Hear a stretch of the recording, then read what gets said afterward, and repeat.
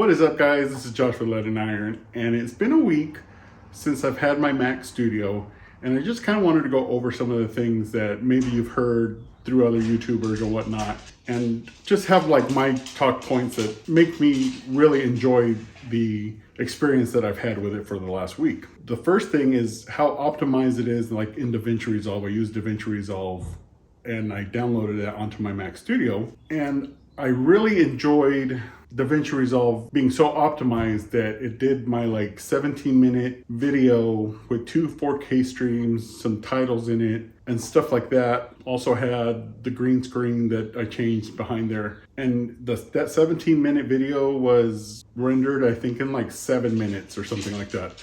It was amazing. So just the M1 Max being optimized so well into these apps and software developers and stuff like that, that it really just changes the game. Now, I know there's been a lot of talk about like those graphs, but yes, it's not a 3090. I haven't necessarily played with the 12th gen Intel yet, but we can all pretty much say that this is how it's pretty much going with Intel and Apple right now.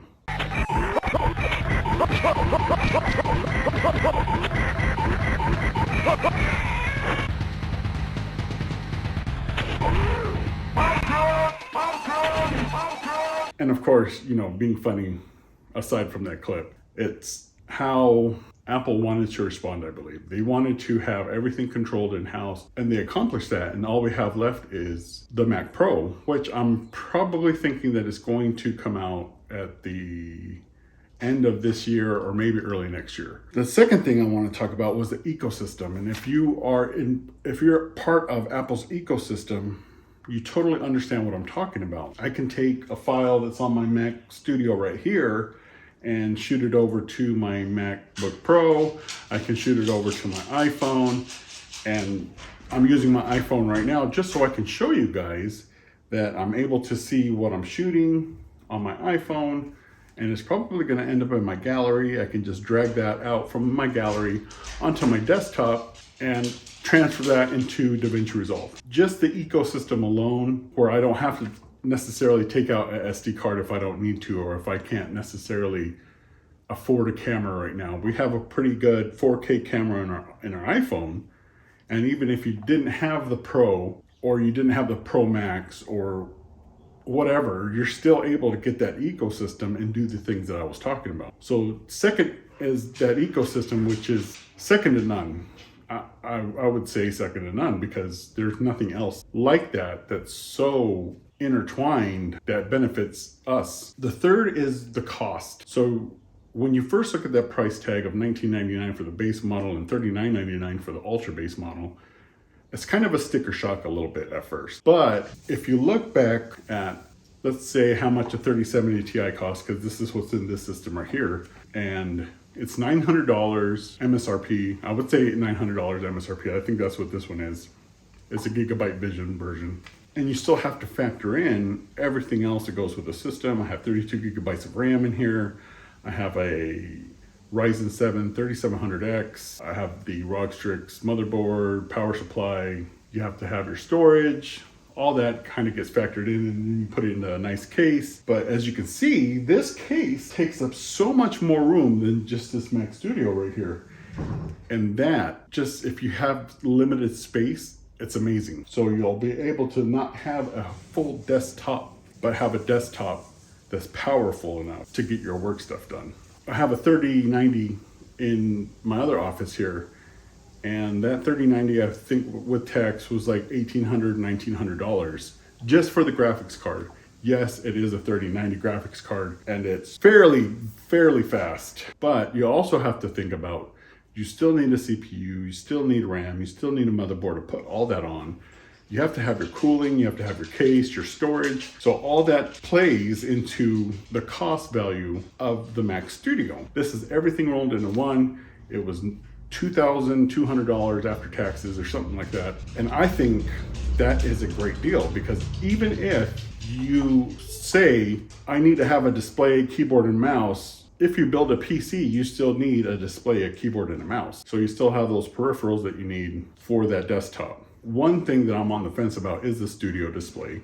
And I can't push myself to get it yet because I'm not sure how much value it would bring to me. And aside from all, like, I call them gimmicks, because yes, center stage is cool. Yes, you have a A13 Bionic chip in there with 64 gigabytes of storage, which we have no idea what is going to happen with that. You have a 6-speaker spatial audio system that goes in there as well. But if you're truly in a studio environment, I mean, maybe if you're just getting into it, but if you're actually in a studio environment, you're not going to use monitor speakers. So that's why I call it gimmicky. Is it cool? Absolutely. I think it's really cool. But you got the build quality, and this is what I take into account.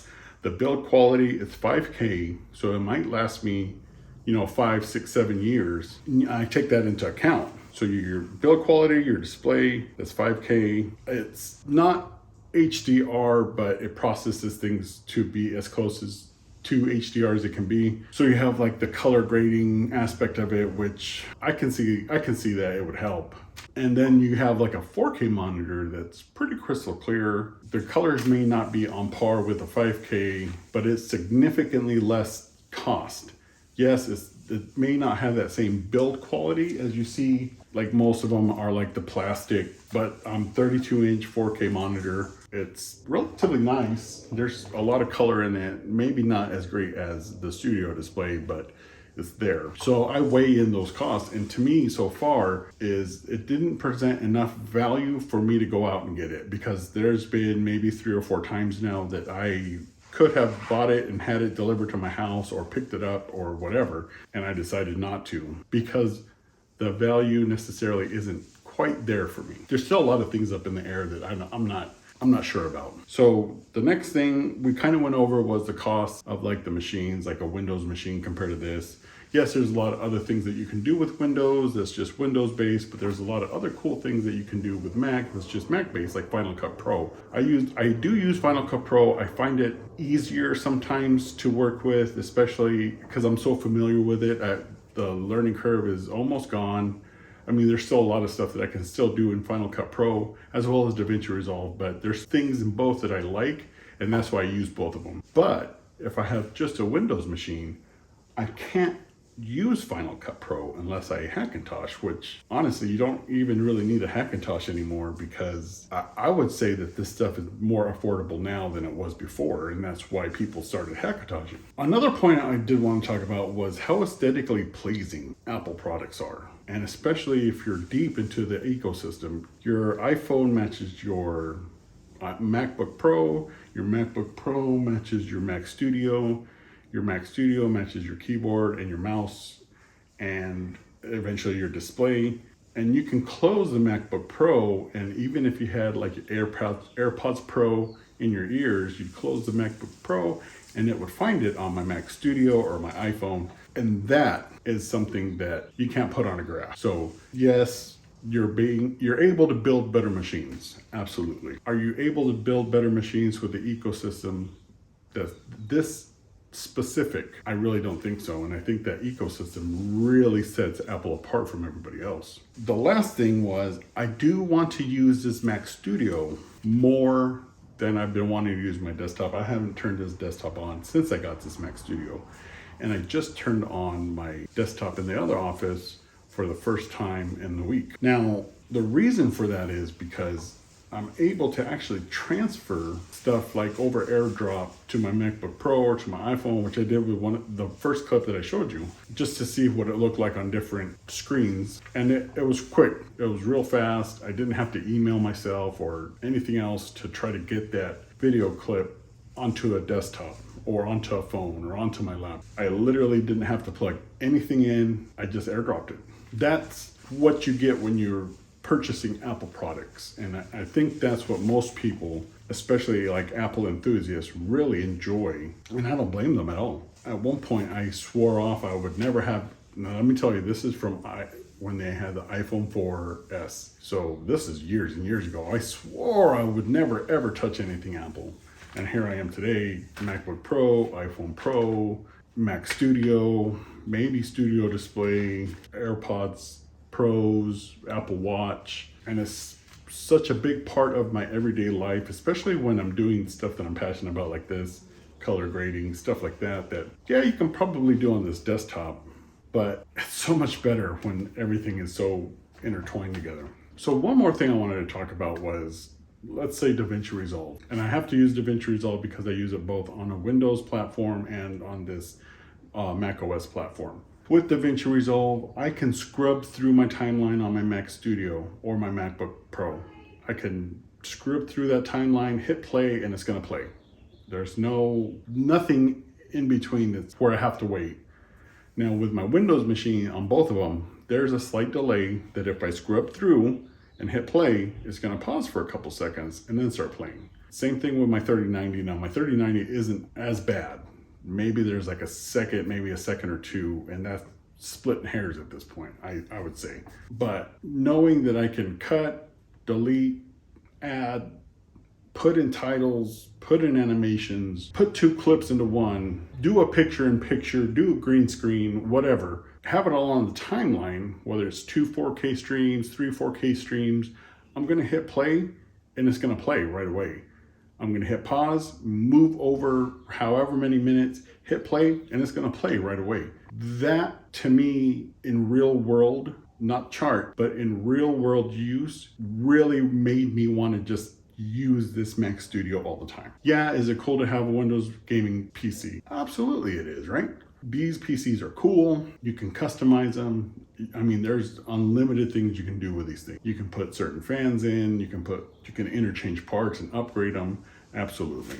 They're almost pretty much future-proof. And I know there's a lot of channels out there that upgrade every time that there's something new that comes out. I don't want you guys to fall into that trap. Just because it's new doesn't mean that your old stuff is bad, because it's not. My M1 MacBook Pro, which is just the M1, is still a great laptop. Great. There's nothing wrong with it. I can still video edit, photo edit, it's gonna play. It's very well within what I need it for. Yes, there's been new laptops that have come out and I do want them, but not need them. And I really wish that channels would really express that I'm building this because a company sent me out these CPUs, RAM sticks, storage cases, and I need to showcase them to hold up my end of the deal and not really push like, you need this right now. If you want to do this and you want to do that, you need this CPU or you need this graphics card.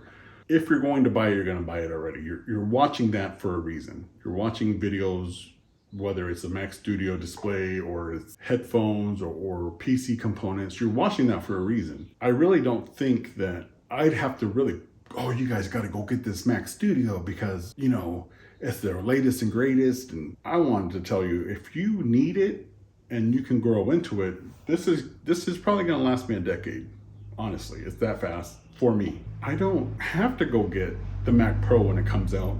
I wouldn't be able to afford it to begin with, but I don't need it. Do I want it?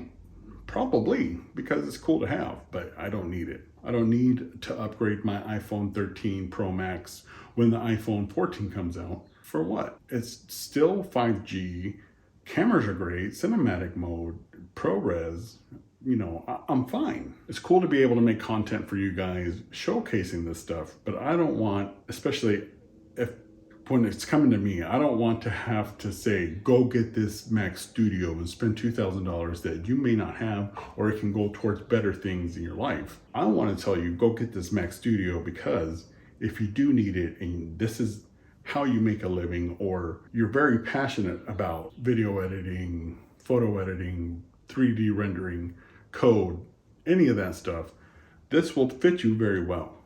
There's a fine line that I think, especially if you're a big channel, that many of them cross, and I don't think that's right. I really would say, I would really like them to just be like, hey, check this out. If you want it and you can afford it, and it's going to bring you a lot of value for compensation, or maybe it's just intrinsically rewarding. Why else would you buy it? You know what I mean? I can't use 6 PCs at one time. It's only one at a time. And at that point, especially if you have a system the way you set up that you want it to be. Why ruin yourself financially by keeping up with the Joneses when you're perfectly fine being you? You know what I mean? Anyway, guys, let me know if you purchased a studio display and what the positives and negatives were and what kind of value it brought to you guys.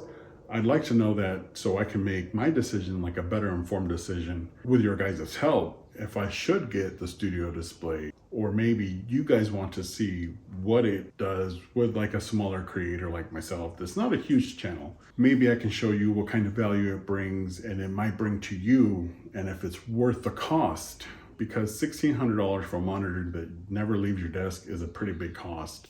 And that's why I haven't bought one yet. I have the Mac Studio. I can unplug it, take everything with me in a little bag, set it up in my hotel room if I had to, and work fine.